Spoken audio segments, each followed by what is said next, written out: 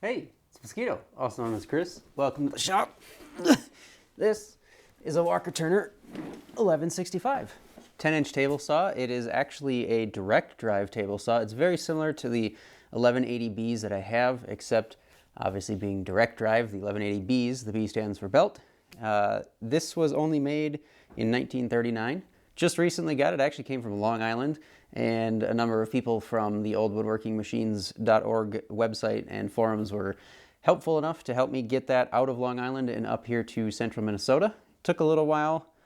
Actually, mainly it took a while for me to get up to further north in Minnesota to go get it from the person that brought it over this far. But anyway, it's here now. I've started a little bit of testing on it. I just took a razor blade and some Scotch Brite and some WD-40 and was able to clean up one side, so I'm pretty sure it'll clean up really well. But this is probably going to get another complete teardown and go through everything and just make sure everything is functioning the way it should. One of the most important things is trying to figure out if I can manage to get a shark guard on it or some other form of splitter and a blade guard, just because I don't really operate my table saws without one.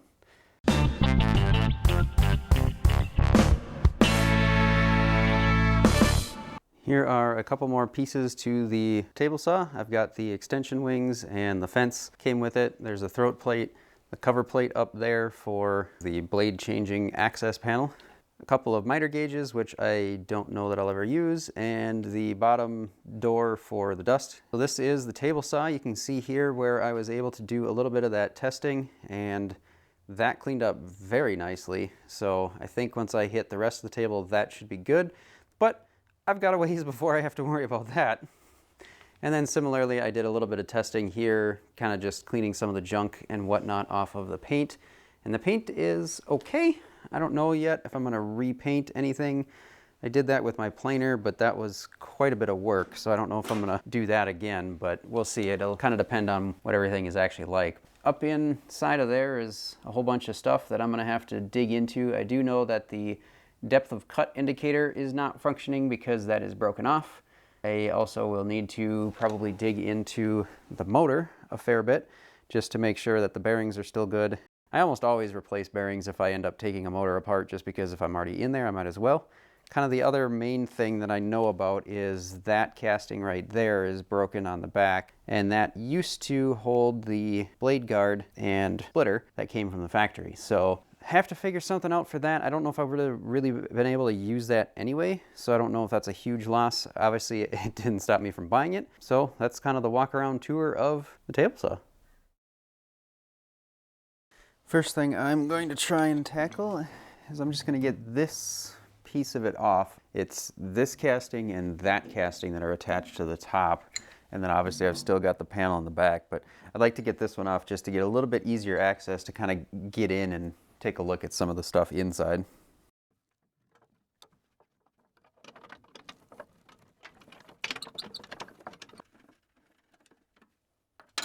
Second thought, I think I'm going to grab a block, because then not all of it will be resting on my arm. Let's see if I can get this thing out.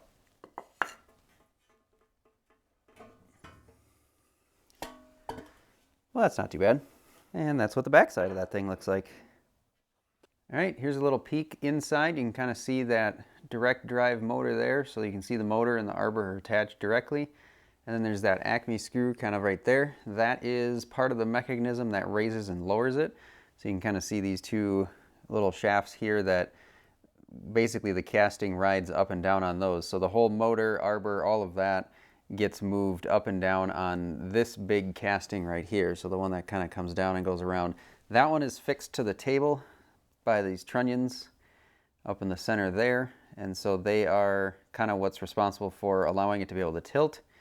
And then obviously front and back. And then that casting is stationary, and the motor and arbor move up and down on that, along with the casting and the bracket on it. Two things that I have already noticed. This is one that I didn't know about. That would just be a little indication for the depth of cut, but I mean, honestly, unless you're using it for dados and whatnot, I don't know that I'll really use it all that much, even if I had it. So that's broken off. So normally that would bolt on there, and then it would hold a little basically plate that kind of looks like a scale, and that would be behind that little dial or that little needle. And then the other piece up here, which you can actually see from the outside, that's right there, would usually have been like a fork type thing that would hold the original factory blade guard and splitter. And there's really not much else in the bottom of this thing. It's mostly just empty, so nice and easy for the rest of it. I think the next thing I'm going to try and do here is take the motor off, and to do that, this yellow cord runs to the switch, so I'm going to take this apart and get our first look at some of the electrical here, and we will see if we can't figure out what's going to have to happen in order to get that cable off there. Well, everything is still actually labeled with the metal tags, so that actually looks pretty good. Not too bad. Which is Minnesotan for I've seen worse. And usually somewhere, typically it's under that cover plate, but I just looked and it didn't have it. Usually there's a bit of a wiring diagram that'll kind of tell you, like, hey, you know, if what you want to do is get your saw rewired for 220, which it does say I can do. It should be able to be wired for 220 or 110, and right now it's got a 110 plug on it, so I should be able to rewire it. I'll just have to look up reference to see exactly what I'm going to end up having to do. I can't remember off the top of my head. 1 and 4 get the hot, and then 3 and 2 get tied together, something like that. So anyway, I'm going to have to look that up if I can find that for this particular motor, because obviously I like to keep the motor original. So yeah. So next thing I need to do is get this yellow cord out of here, and I will start digging into that. Got a better vantage point here. So we've got 1 and 2 to white from the switch. 1 and 2 to white from the switch. And then the 2 black from switch and from power cord are tied together. 3 and 4 tied to white from the power cord. 2 grounds that are tied together from the power cord and out to the electrical switch. And then also that is similarly grounded to there. But I need to get that nut off of there so that I can pull this cord off. Okay. Well, that's pretty basic.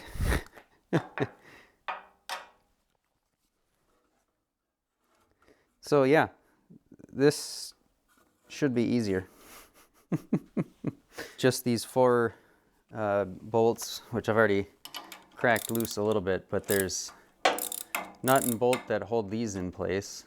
And then this motor looks like it should just slide right out. I mean, not that you'd be doing this all that often, but that is a pretty nice upside of this direct drive thing, is that you can pretty easily remove that whole thing because the arbor comes with it. You don't have to monkey around with belts and all that kind of stuff and deal with all that messing around in order to get stuff and into where it needs to be and all this and all that. You can just take the motor off and the whole arbor comes with it.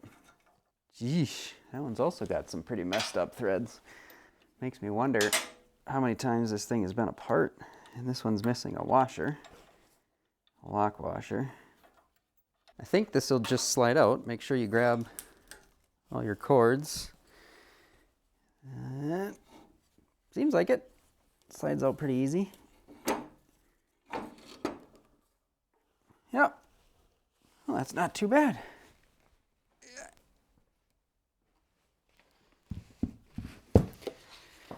And there we've got the motor. So here you get a better shot of what that little gearbox housing looks like. So this is sticking off the front of the motor. And so we've got the motor, transitions into the gearbox, which then obviously has the arbor on it. And so that is how that direct drive thing works.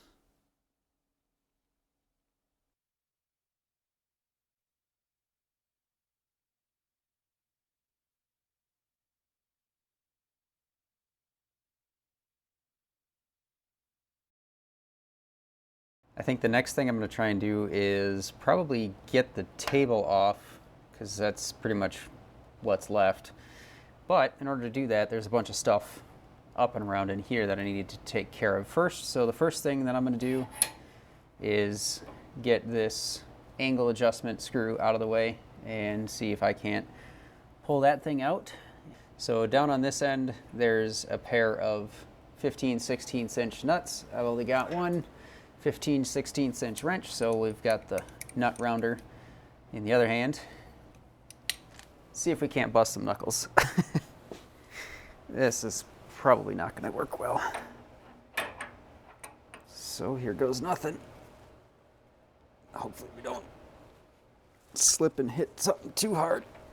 Oh, there it is. Well, it worked. Ow. The two nuts that are basically just lock nuts, that they just tighten up against each other so they don't move. And then there's a bushing in there. I think that must be so that you can hit your 45°. You set these where you need them to, and then the bushing will hit the end of the casting. So I don't know. That's just a guess. I already have this loose. This is the mechanism that loosens it. And that needle for the angle is sharp. Ow. But I think I'm going to take these off. So they're 1/2 inch on the outside. What do you think? 5/8 on the insides? 9/16, something like that? Sure, yeah, we'll go with that. If you over there sitting there on the couch knows which one this is, just holler, you know. Make it useful to just yell at me, tell me which one I need. And for those of you keeping score, the answer is, in fact, 9/16, which I should have known because it's the nut for the 1/2 inch bolt. But wow, that's not very tight. So at least that was easy. Wow, that one wasn't all that tight either. That makes things really easy. Next big question is whether or not that collar that's in there, there's a collar just behind here. See if that'll fit through the hole, or if I'm going to end up having to try and get that off in order to get this thing out of there. Hey, it fits. That's good. Probably should have brushed that off before I started doing this, but here we are. All right, so that's the assembly for the adjustment screw that will change the angle on the table saw. And this doesn't feel too bad. And it's not like it's high RPM or anything, so should be able to just clean that out and reuse it. I think I'm going to take that needle off before I forget. And I really love how simple this is, because basically it's just a needle in a post that can spin. So you just say, oh, I'm about 1/2 degree off. Well, fixed. Nice and easy. So anyway, I'm going to take that out so I quit stabbing myself with it. Handle off, that's for tightening down and locking in that angle off, because that sticks out. One less thing to worry about. I think what I'm going to end up doing is basically, once I get this off, probably remove the whole table and then just flip it onto my bench. There's this screw here. I'm going to try and get out the screw that does the raise and lower, because that's the other thing that sticks out the front. So that's a little, basically a set screw with a dog nose on it. So I'm assuming, I'm assuming there's probably a collar in there with the hole in it, which I absolutely hate because they're such a pain in the butt. So we'll see if we can't start pulling this out of there.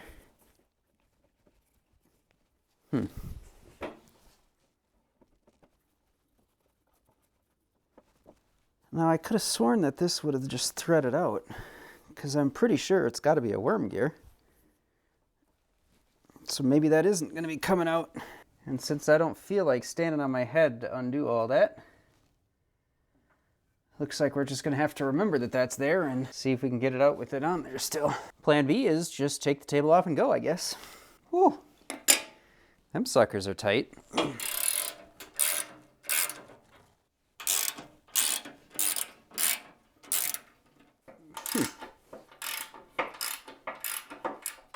Seems to just be this one causing a problem.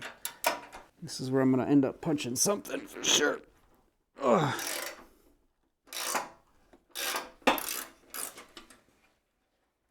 I guess that could have been worse.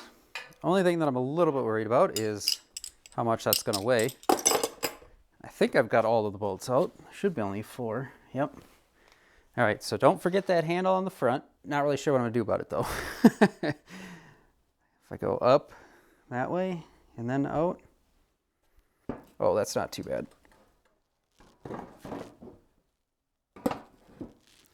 He says as he struggles with it anyway. And tore the paper. Just a little bit of tape right there. Nobody will have to know. Okay, this mechanism is a bit different than my 1180B. Really not a whole lot left to this cabinet thing. It's basically just the 3 panels. And then over here we've got the under table stuff. So we've got the trunnions here. It's kind of this interesting mechanism. So the bracket that actually holds the motor mount rides up and down on these things.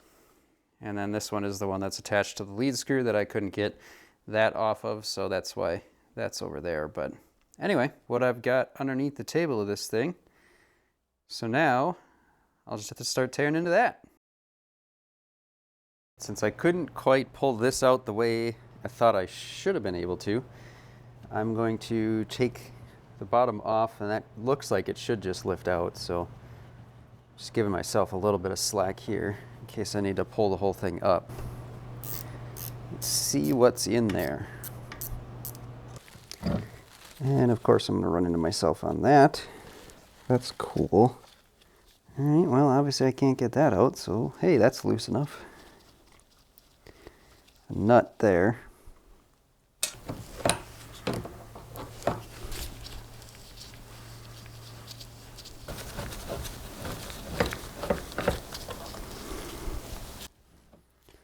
Well, that's slightly obnoxious. My gear's caught up on there too. Actually, guessing that'll have to come out this way. Yep.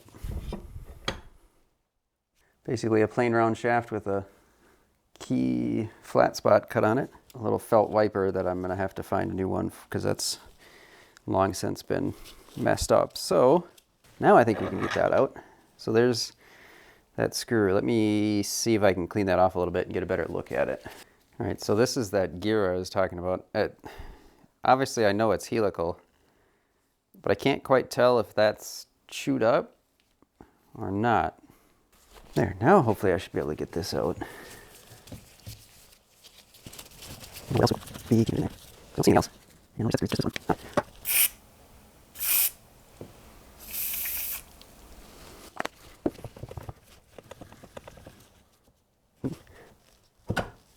Start throwing like metal shavings in places that are gunking everything up.